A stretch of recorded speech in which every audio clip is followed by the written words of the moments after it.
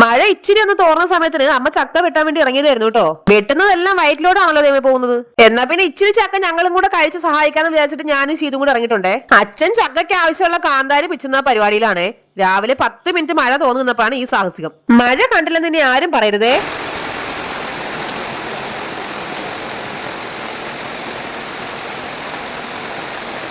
2 ദിവസം കൊണ്ട് എന്താണെന്നറിയില്ല, ഭയങ്കര മഴ. എന്തൊരു മഴ ഇത്, പുറത്തിറങ്ങാനും വയ്യ, എന്നാ വീട്ടിനകത്ത് ഇരിക്കാനും വയ്യ. രാവിലെ ചക്ക പുഴുങ്ങി കഴിക്കാനുള്ള പരിപാടിയാണ്. 11 മണിയായിട്ട് ഇവിടെ ഒന്നും ആയിട്ടില്ല. അത്രയ്ക്ക് മഴ. എങ്ങനെ ഇതൊക്കെ ഉണ്ടാക്കിയെടുക്കാനാ? മഴ സമയത്ത് ഇവിടെ ഞങ്ങളുടെ പ്രധാന പ്രശ്നം ചക്കയും മാങ്ങയൊക്കെ തന്നെയാണ് കേട്ടോ. കാരണം അച്ഛനും അമ്മയ്ക്കും കണ്ണനും ഒക്കെ റബ്ബർ വെട്ടാണ്. അപ്പൊ ഞങ്ങൾ ആകെ പട്ടിണിയിലാവും കേട്ടോ.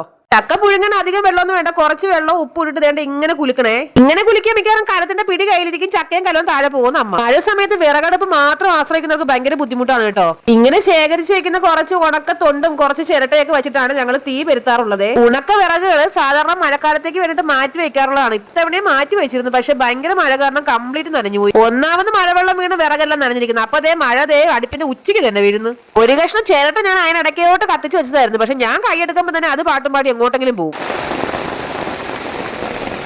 എല്ലാ വിറകും നനഞ്ഞു കിടക്കുന്നു. എങ്ങനെ വേവിക്കുമെന്ന് എനിക്ക് ഒരു പിടിയില്ല. ഭയങ്കര മഴ, എല്ലാ വിറകും നനഞ്ഞു കിടക്കുക. ഇവിടെ എല്ലാവർക്കും വിശന്നിട്ടാണെങ്കിൽ വയറ്റിൽ നിന്ന് കരിഞ്ഞ മണം വന്നു തുടങ്ങി. എങ്ങനെ ഈ മഴയത്ത് ഞാൻ ഇതൊക്കെ വേവിച്ചെടുക്കുന്നു എനിക്ക് യാതൊരുവിധ പിടിയുമില്ല. മഴ ആരോടോ ഉള്ള വാശി തീർത്ത് പെയ്യുന്നത് പോലെയുണ്ട്. അകത്ത് എവിടെയോ കിടന്ന് 2 കഷ്ണം ഉണക്ക വിറകും കൊണ്ട് വരുവാട്ടോ എന്റെ മോൻ. അവനും വിശന്ന് അവന്റെ പരിപ്പിളകി നിൽക്കുക. രാവിലെ 11 മണിയാണ്.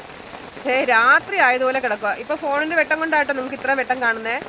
രാത്രി വൈകുന്നേരം ഒരു 6:30 മണിയാകുമ്പോൾ എങ്ങനെയാ അതുപോലെ ഇരുട്ടായിട്ട് കിടക്കുക. ഇതുവരെ കാപ്പി ഉണ്ടാക്കിയിട്ടില്ല, കാരണം വിറക് കംപ്ലീറ്റ് നനഞ്ഞു കിടക്കുക. എങ്ങനെ കത്തിച്ചതിനെ റെഡിയാക്കി എടുക്കുമെന്ന് എനിക്ക് യാതൊരു പിടിയുമില്ല. അയ്യോ, ഭയങ്കര കാറ്റടിക്കുന്നു കേട്ടോ. കണ്ടോ, നല്ല ഇരുട്ടായിട്ട് കിടക്കുക. തീരെ കത്തുന്നേ ഇല്ല, ഇങ്ങനെ ഇച്ചിരി ആയിക്കൊണ്ടിരിക്കുക. ഇവിടെ മോൻ കൊതുക് തിരി കത്തിച്ച് വയ്ക്കുക കേട്ടോ. ഭയങ്കര കൊതുക്. മഴ അർമ്മതിച്ച് പെയ്തുകൊണ്ടിരിക്കുക. മഴയും അതിൻ്റെ കൂടെ ഭയങ്കര കാറ്റും.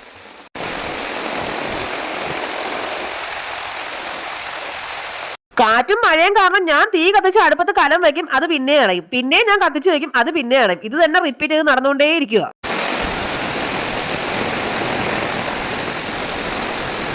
ഭയങ്കര മഴയാണ്, ഭയങ്കര മഴ, മഴയും കാറ്റും. നിങ്ങളൊക്കെ ഭക്ഷണം കഴിച്ചോ? ഇവിടെ ഭക്ഷണം ഉണ്ടാക്കാൻ ഒരു നിവൃത്തിയില്ല കഴിച്ച്.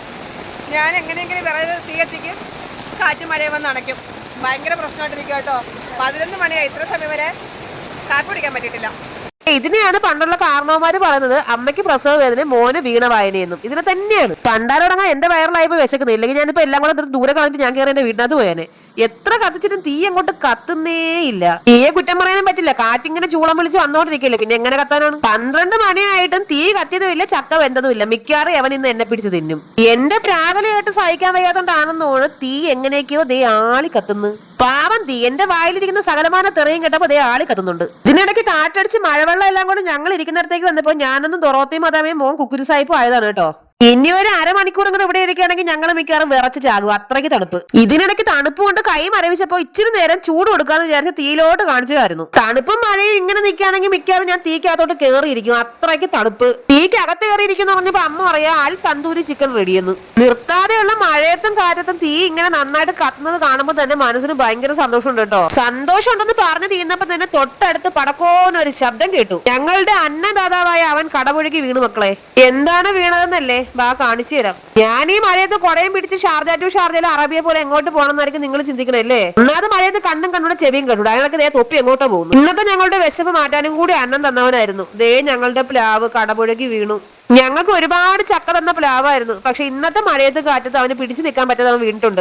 അവൻ ജീവിച്ചിരുന്നപ്പോഴും ചതിച്ചില്ല, മരിച്ചപ്പോഴും ചതിച്ചില്ല. ഞാനും മോനും ഇരുന്നതിന്റെ തൊട്ടടുത്താണ് ഈ പ്ലാവ് നിന്നത്. പക്ഷെ ഇപ്പുറത്തോട്ട് വീണെന്നെങ്കിൽ ഞങ്ങൾ പപ്പടം ആയാനെ. പ്ലാവ് വീണ് കിടക്കുന്നതൊക്കെ കണ്ടിട്ട് തിരിച്ചു വന്നപ്പോഴേക്കും എന്റെ ചക്ക ഉണ്ണികളെല്ലാം വെന്തിട്ടുണ്ട് കേട്ടോ. പാവം. ഇവിടെ ഇരുന്നിരുന്ന് മഴ നനഞ്ഞ് ഞാനൊരു പരുവായി. ഇനി ചക്ക കഴിക്കാൻ ചമ്മന്തി ഉണ്ടാക്കലാണ്. കൊച്ചുള്ളി ഇല്ലാത്തതുകൊണ്ട് സവാളയും കാന്താരി ഉടങ്ങലും മുളകും കൂടെ ചേർത്തിട്ട് നന്നായിട്ട് ഉപ്പും ചേർത്ത് ഇടിച്ചിട്ടാണ് ചമ്മന്തി ഉണ്ടാക്കുന്നത്. അങ്ങനെ ഒരുവിധം രാവിലത്തെ ഭക്ഷണം തയ്യാറായിട്ടുണ്ട്. രാവിലെ എന്ന് പറയാൻ പറ്റില്ല, ഇപ്പൊ ഉച്ചയ്ക്ക് 1 മണിയായി കേട്ടോ. ഇവിടെ പിന്നെ മഴ പെയ്ത പുറത്തും മഴവെള്ളം കൊണ്ടാണ് വീടിനകത്ത് വെള്ളപ്പൊക്കമാണ്. അതുകൊണ്ട് ഞങ്ങൾ കഴിക്കാൻ വീടിനകത്ത് കയറാതെ അവിടെ തന്നെ ഇരുന്ന് കഴിക്കുമായിരുന്നു കേട്ടോ. നല്ല ഒന്നാന്തരം ചക്കയും ചക്കക്കുരുവും പുഴുങ്ങിയതും കട്ടൻ ചായയും കാന്താരി ചമ്മന്തിയും പിന്നെ കൂട്ടിന് മഴയും. ആരോ എവിടെയോ പറഞ്ഞ പോലെ ഇതൊക്കെ പോരെ എളിയാ നമുക്ക്. എല്ലായിടത്തും മഴയും വെള്ളപ്പൊക്കങ്ങളുമാണ്. ദയവ് ചെയ്ത് ആരും മഴയത്തോ അല്ലെങ്കിൽ തോട്ടിലോ പുഴയിലോ ഒന്നും കളിക്കാനോ കുളിക്കാനോ നീന്താനോ ഒന്നും ഇറങ്ങരുത് കേട്ടോ. കുഞ്ഞു മക്കളെയും വൃദ്ധരെയും ദയവ് ചെയ്ത് എല്ലാവരും നന്നായിട്ട് കെയർ ചെയ്യണേ.